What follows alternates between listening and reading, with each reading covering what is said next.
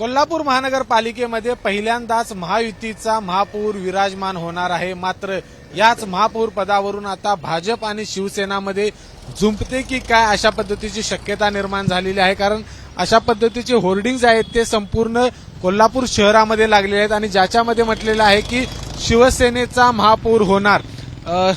स्वर्गीय हिंदू हृदयसम्राट बाळासाहेब ठाकरे यांचं स्वप्न होतं की कोल्हापूर महानगरपालिकेमध्ये शिवसेनेचा महापौर हा विराजमान व्हावा आणि नैसर्गिकरित्या शिवसेनेला देखील या ठिकाणी महापौर पद मिळालं पाहिजे अशा पद्धतीची भूमिका नुकतीच आमदार राजेश क्षीरसागर यांनी व्यक्त केलेली आहे।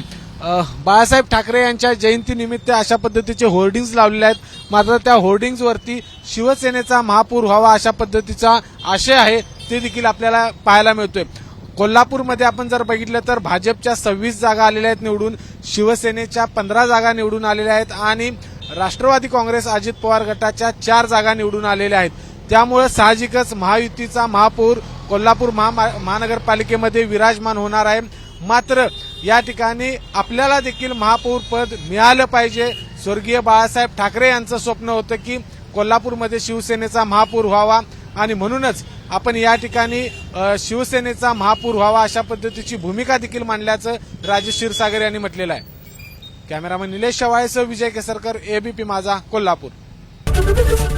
एबीपी माझा, उघडा डोळे बघा नीट।